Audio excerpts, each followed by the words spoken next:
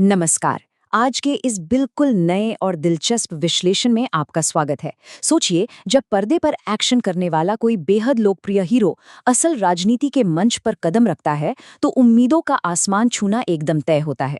और तमिलनाडु के नए मुख्यमंत्री जोसेफ विजय, जिन्हें उनके करोड़ों चाहने वाले प्यार से थलापति कहते हैं, उन्होंने कुर्सी संभालते ही ये साबित कर दिया है कि वो सिर्फ फिल्मों के एक्शन हीरो नहीं हैं।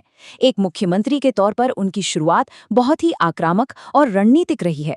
अपनी पहली ऑफिशियल दिल्ली यात्रा से ठीक पहले उन्होंने एक ऐसा दांव चलाया है जिसने पूरे देश के नीति निर्माताओं का ध्यान अपनी ओर खींच लिया है। एक ऐसा कदम जो सीधे तौर पर हमारी अर्थव्यवस्था के एक बहुत अहम हिस्से से जुड़ा है। तो चलिए गहराई से समझते हैं कि आखिर ये पूरा मामला है क्या, इसके पीछे का असली आर्थिक गणित क्या है और ये कदम भारतीय राजनीति के एक नए चैप्टर की शुरुआत कैसे कर सकता है। अब आपके मन में भी सबसे बड़ा सवाल यही आ रहा होगा कि आखिर नए मुख्यमंत्री ने प्रधानमंत्री से ऐसा क्या मांग लिया।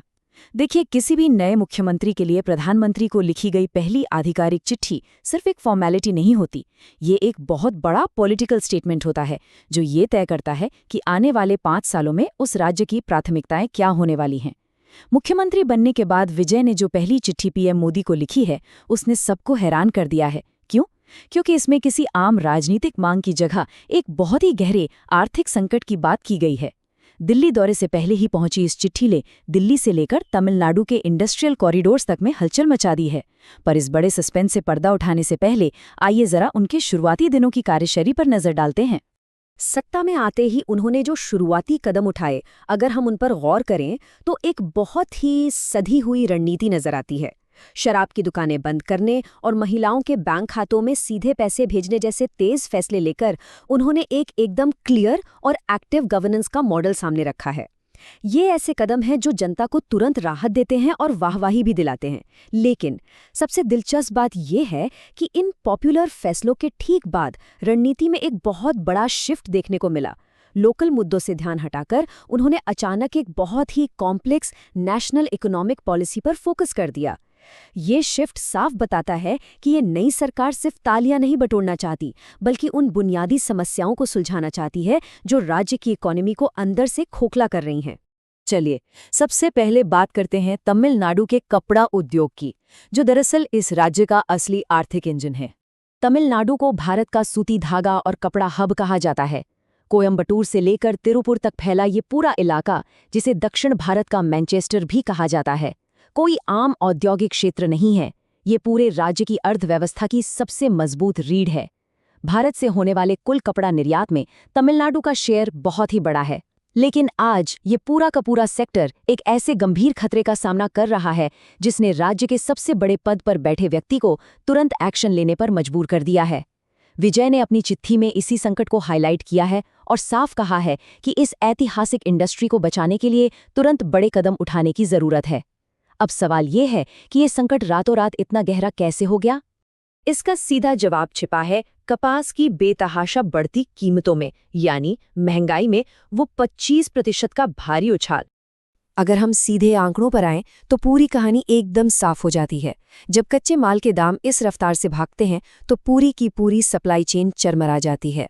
जरा सोचिए, जो कपास कुछ ही समय पहले 54,700 रुपये प्रति कैंडी के भाव पर मिल रही थी, वो अचानक जंप मारकर 67,000 रुपीस पर पहुंच गई।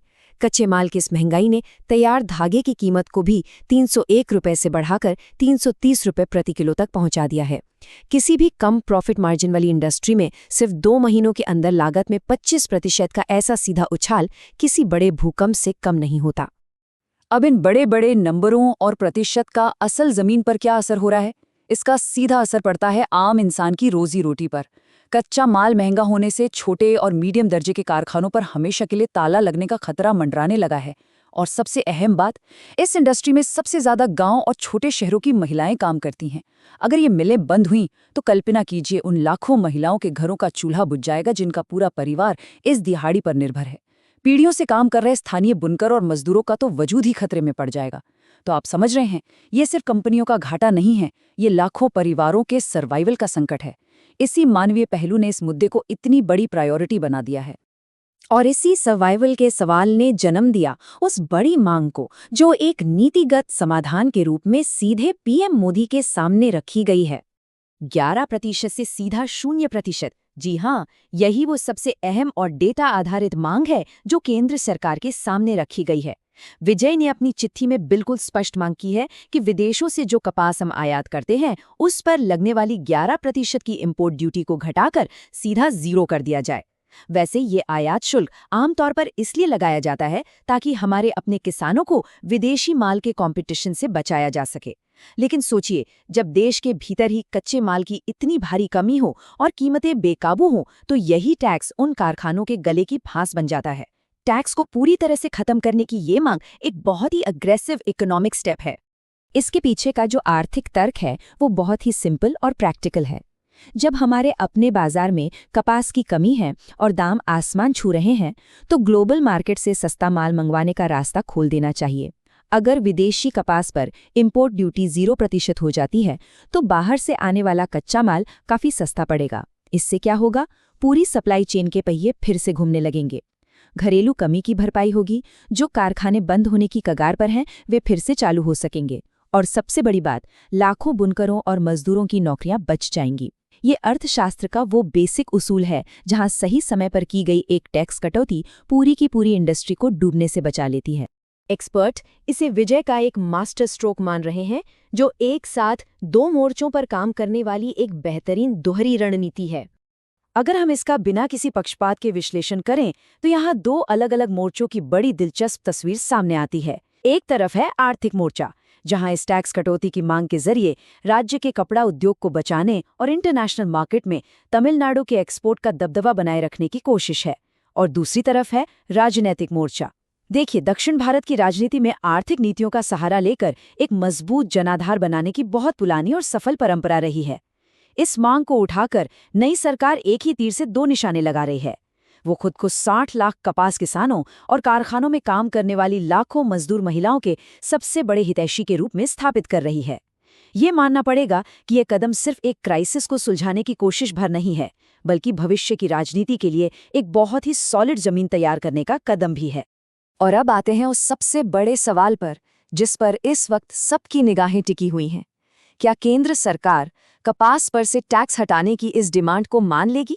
प्रधानमंत्री कार्यालय इस पहले और इतनी क्रूशियल चिट्ठी का क्या जवाब देता है, ये देखना सच में बहुत दिलचस्प होगा।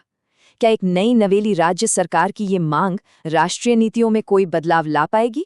और क्या राजनीति के मंच पर थलापति का ये 0 टैक्स वाला दाव उन्हें असल जिंदगी में भी वो महानायक बना पाएगा?